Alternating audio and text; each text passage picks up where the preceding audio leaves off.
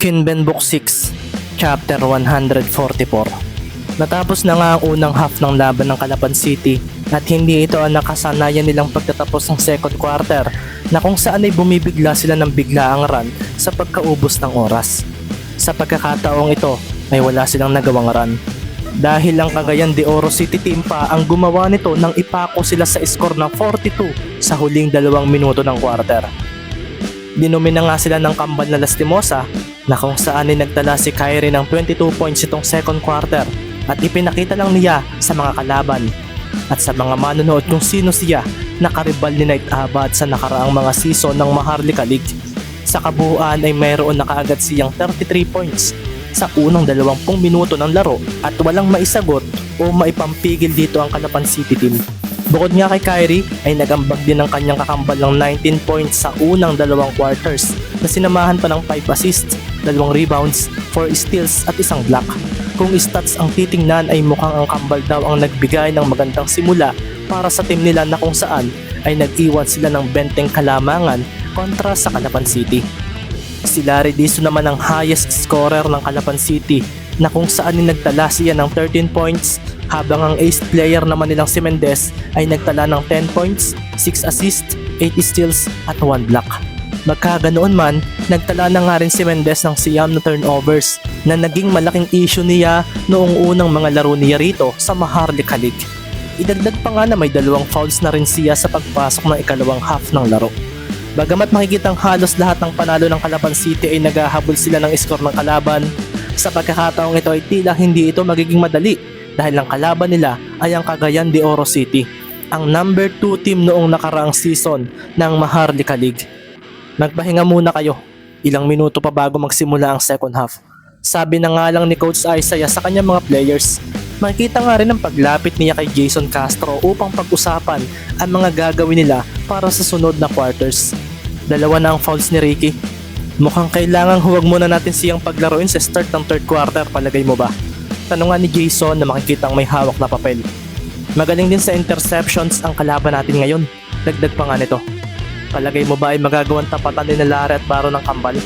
Tanong naman ni Isaiah. Kailangan natin magtiwala pero hindi biro ang ginawa nila kanina sa huling minuto ng quarter. Hindi ganoon ang galawan nila noong huli nilang laro.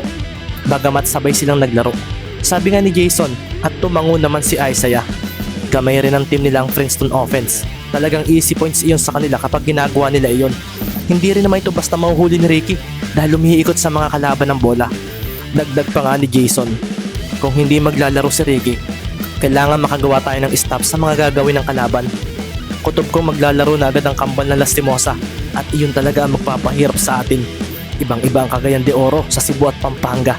Ito ang napansin ko ngayon. Sabi naman ni Isaiah na pasimpleng sumulyap kay Mendez na seryosong nakatingin sa loob ng court. Ano raw kaya ang iniisip nito sa ganitong sitwasyon? May mga ilang palabas ngang ginawa sa gitna ng court at may mga sumasayaw pa nga mga sexy na babae na nagbigay na naman ng tuwa sa mga kalalakihan sa loob ng venue. Makikita nga si Baro ng ngiti-ngiti habang nakatingin doon. Napaayos na nga lang siya ng upo ng sina Coach Isaiah at Sir Jason ay naglakad na sa tapat nila. Ilang minuto na nga lang din at magsisimula na ang ikatlong quarter. Focus na dito, tama na iyang panonood. Seryosong wika nga ni Coach Isaiah at ang mga players ay umayos na nga ng pagkakaupo. Ricky, may 2 fouls ka na kaya sa mid-quarter ka na maglaro. Hindi ka pwedeng mabigyan ka agad ng fouls ng kalaban. Paunang wika nga ni Isaiah na kinatango naman ni Ricky. Dito na nga rin sinabi ni Isaiah kung sino ang maglalaro para sa simula ng ikatlong quarter. Carlo, Mover, Baron, Larry at Marky. Kayo ang maglalaro at para makahabol tayo sa lamang nila habang wala si Ricky. Itataya natin ito sa shooting ninyo. Pero hindi lang doon, seryosong wika nga ni Coach Isaiah na sinabi na ang kanyang simpleng plano. Habang hindi ko pa naiipasok si Ricky, gusto kong gawin ninyo ang lahat para maibaba sa kahit 10 ang lamang nila.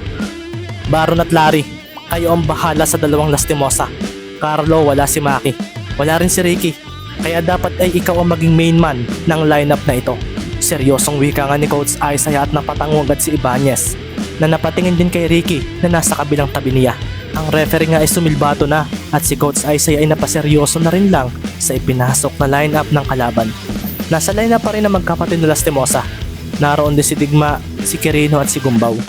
Ano ito? Wala silang big man? Bulalas nga ni Coach Isaiah at makikita naman ang pagtingin ni Mendez sa mga nasa loob ng court. Mukhang bilis ang game ang gagawin nila. Gusto nilang tambakan lalo tayo, sabi nga ni Jason Castro. At makikita nga ang pagseryoso nila Baron at Larry sa lineup na makakatapat nila. Pabor ito sa shooting natin. Kung magmintis tayo, sina Carlo at Makin ang bahala sa rebound. Sabi nga ni Mover na agad na pumalakpak para mag-focus sa game ang kanyang mga kakampi. Si Ricky naman ay seryosong pinagmasdan ng mga players ng Cagayan de Oro City. Ganito raw kakumpiyansa ang kalaban na matalo sila. At pagkatapos nga noon ay napatingin din siya sa kambal na Lastimosa na kalmadong pinagmamasdan ang mga kakampi niya. Hindi ba ito ang gusto mo? Ang maging isa ang laro nila? Nasambit na nga lang ni Ricky sa sarili at talagang tama nga raw ang kanyang hinuha na magiging isang magpanganib na team daw ito kapag nangyari iyon. Wala nga silang nagawa upang pigilan ng dalawa kanina. Napahinga na nga lang siya ng malalim. Napatingin din siya sa oras. Hindi pa naman daw tapos ang laban. Ganito rin naman daw palagi ang nararanasan niya sa mga nakakalaban niya noong nakaraan. Ang sila ang maging dihado sa buong laro. Tapos kami pa rin ang nananalo. Sabi na nga lang ni Ricky sa sarili upang pataasin ang kanyang tiwala na sila pa ang mananalo sa huli. Dahil maraming comeback win na raw silang nagawa sa mga naging laro niya mula OMPL hanggang dito. Sumilbato na ang referee at sinambot na nga ni Mover ang bola mula sa inbounder na si Marky. Malakas na defense chant nga rin ang maririnig sa venue at sa pagdating niya sa side nila ay agad siyang hinarangan ni Digma. Kasunod nga rin ito ay ang paglapit ni Carlo para magbigay ng screen.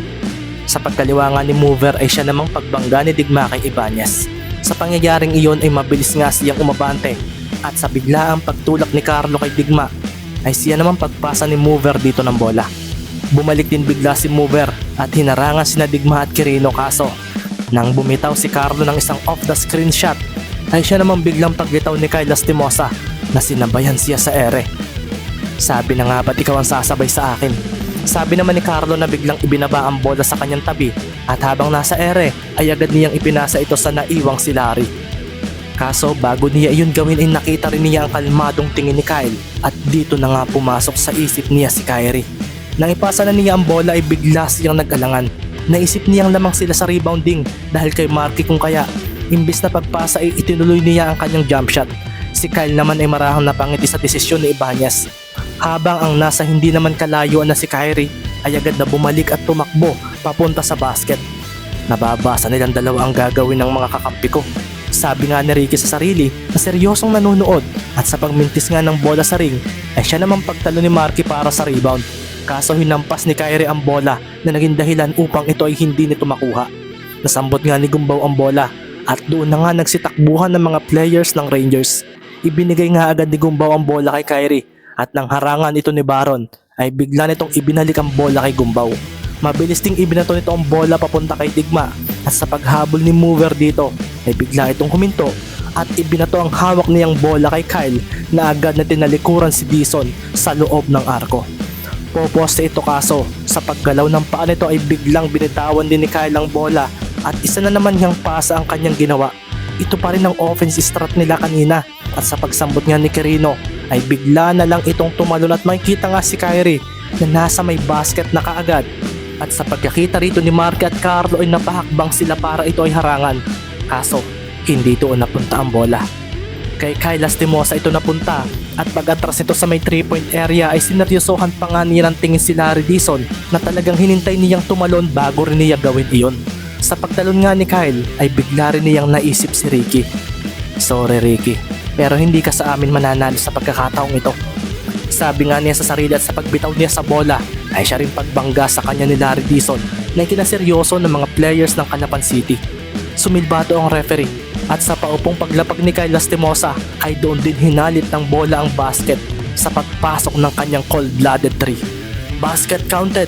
Bulalas ng referee at mula sa labas ng venue ay maririnig nga ang pagkawala ng makamundong cheer ng mga taga-CDO dahil sa malupit na play na iyon ni Kyle. Pagtayo nga niya ay napatingin na lang siya kay Larry Dison. Imposibleng mapigilan mo ako. Nasabi na nga lang ni Kyle at si Larry ay napakuyob na lang nang marinig iyon. Gusto niyang sabihing mayabang pero tila sinabihan siya noon ng katotohanan. Sa pagpunta nga ni Kyle sa free throw area ay makikita nga ang kalmado niyang pagtingin sa basket. Sa pagbitaw niya sa bola ay agad na siyang tumalikod dahil alam niyang papasok iyon. Ang mga players nga ng Kalapan ay napaseryoso rin na ang isang full court defense pa ang ibinigay sa kanila ng Rangers. Ito na nga ang nagpangiti kay Coach Vlad at nagpakuyom kay Coach Isaiah.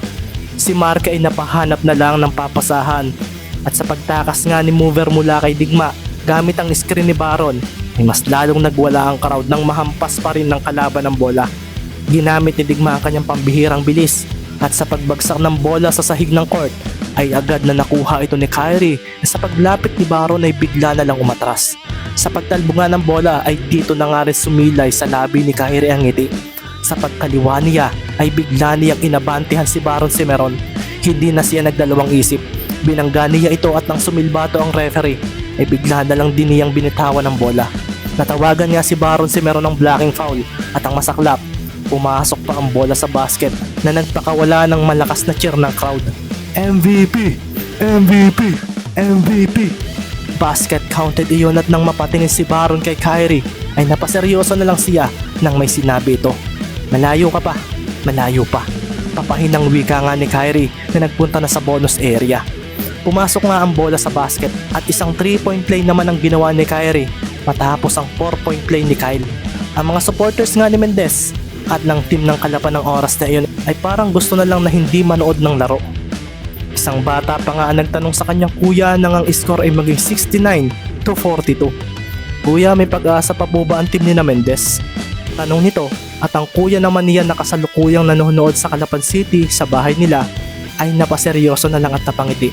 Oo, gagawa ng himala ang Mendez ng Kalapan. Seryosong wika ng lalaki na ikinangiti naman kaagad ng kanyang nakakabatang kapatid. Lumipas pa nga ang 2 minuto ng quarter at napilitan na nga si Coach Isaiah na tumawag ng timeout at ibalik na si Ricky Mendez sa loob ng court. Sa nakalipas nga na 3 minuto ng ikatlong quarter, hindi pa rin nga nakakapuntos ang kanyang team. Ang score, 78-42.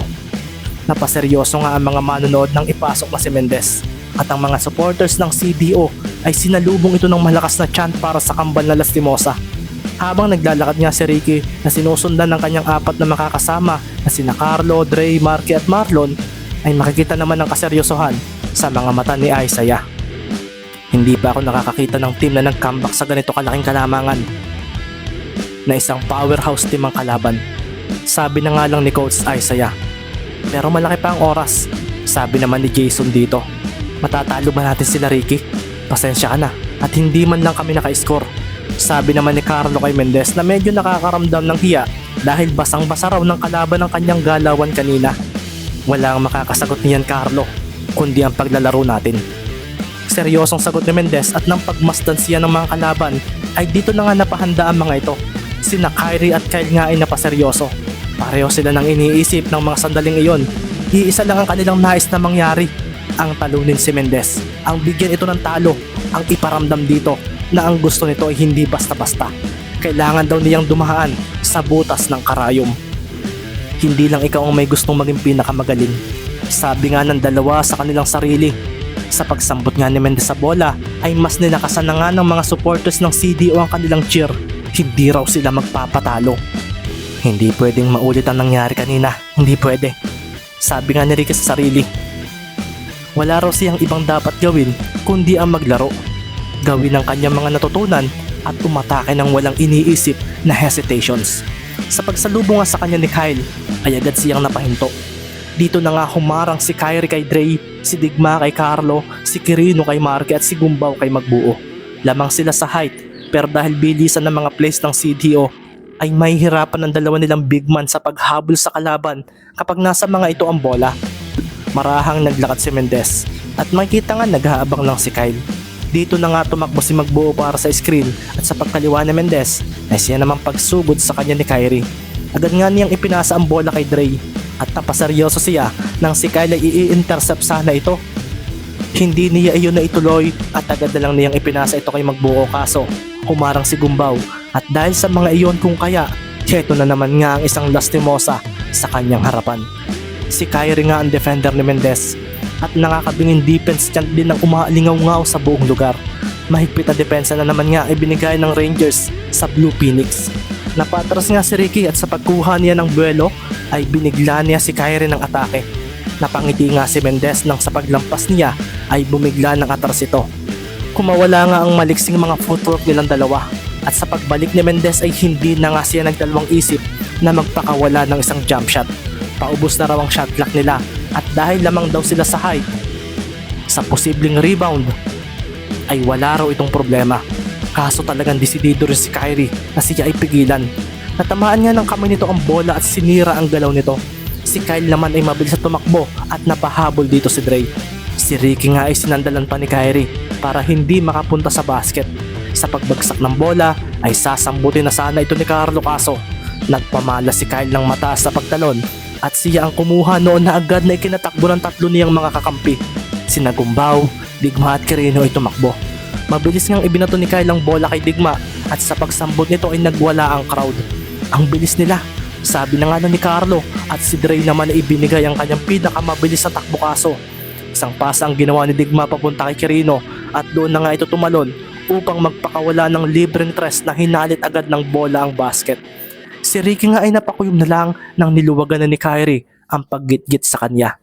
Napatingala na lang si Ricky. Pakiramdam niya ay mahirap nang habulin ng ganitong lamang pero hindi raw siya dapat nag-iisip nito. Hindi raw sila pwedeng sumurrender basta. Ano na ang gagawin mo ngayon? Tanong nga ni Kyrie at pasimple niyang pinagmasdan si Mendez. Ang last buzzer lang ang magsasabi na talo na kami. Sagot ni Mendez at tumango naman si Kyrie. Iyan din ang iniisip ko kaya hindi kami titigil sa depensa. Sabi nga ni Kyrie na humabol na sa kanya. Napatingin nga rin siya kay Kyle at sinabi niyang siya na ang bahala kay Mendez. Sa pagsambot nga ni Mendez sa bola ay narito na kaagad si Kyrie sa kanyang harapan. Hindi pa siya nakakalampas sa gitna at nagkangitian na nga lang silang dalawa. Bumigla nga ng kaliwa si Mendez at agad niyang ginamit ang screen ni Marky at sa paglampas niya sa guhit ay bumigla na siya ng talon. Pupuntos na kaagad siya. Pinakawala na niya ang bola at umalingaw-ngaw na nga lang ang pag-block dito ni Kyle na makikita sa mukha ang kaseryosohan at tuwa. Alam na nga niyang gagawin ito ni Mendez. Sa pagbagsak nga ng bola at paglapag nilang dalawa ay agad na lumampas si Kyle para sa possession. Kaso nangahawakan niya ang bola ay bigla pa rin sumulpot si Mendez at binabaan ito ang kanyang paglampas. Siya pa rin ang kumuha ng bola at sa pagdribble niya rito ay makikita nga rin ang pagdating ni Kyrie. Ikukulong nga ng kambal si Mendez. Nagtilim nga ang paningin ni Ricky at biglang umabante. Ang bola ay lumipat sa kaliwa niyang kamay at sa paghabol ni Kyle ay bigla niyang pinalipat muli ito sa kabila. Sa pagsambot ng kanyang kanan ay agad siyang lumampas sa gitna. Hinawakan niya ang bola at makikita rin ang paglampas sa kanya ni Kyle. Tumalon nga silang tatlo at talagang pipilit na naman si Mendez ng tres. Dalawang lastimosa nga ang humadlang sa kanya at dito na nga napatayo ang mga manonood nang sa paghampas ng dalawang ace players ng CDO sa bola ay lumampas ito sa kanilang katawan. Isang extra pass ang ginawa ni Mendez at nasambot nga ito ni Marky Lee. Kasunod noon ay ang bigla ring pagtakbo ni Ricky nang lumapag silang tatlo. Isang bounce pass pa ang ginawa ni Marky. Hindi nga siya pumuntos at dito na nga napakuyom si Coach Isaiah dahil hindi pa raw sila talo. Hihirit pa raw si Mendez. Susubukan pa nitong gisingin ang kumpiyansa ng buong kupunan. Sa pagsambot nga ni Mendez sa bola ay napangiti agad siya nang humarang si Quirino.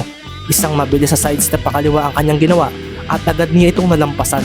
Sumunod nga sa depensa ay si Digma na agad lang niyang inatrasan ng kanyang talikuran. Sa pagpihit niya papunta sa basket ay siya namang pagsigaw ng dalawang lastimosa. Tumalon nga si Mendez papunta sa basket at dito na nga niya sineryosohan ng tingin sina Kyrie at Kyle. Ang bola ay kanyang pinakawalan at ang kaliwang kamay ang kanyang ginamit. Isang teardrop shot ang ginawa niya at sina lastimosa ay napaseryoso dahil hindi nila inaasahang ang kaliwang kamay ni Mendez ang gagamitin nito. Sa paglapag nga ni Mendez ay ang pagkuyom din ng dalawa niyang kamay dahil sa wakas hinalit na nga ng bola ang basket at ang buong venue ay pinatahimik niya matapos iyon. Napahinga na nga lang ng malalim sina Kyle at Kyrie nang lumampas sa kanila si Ricky. Napatingin sila sa likod ng jersey nito at napakuyom din sila dahil sa ganda ng ginawa nito laban sa depensa nila.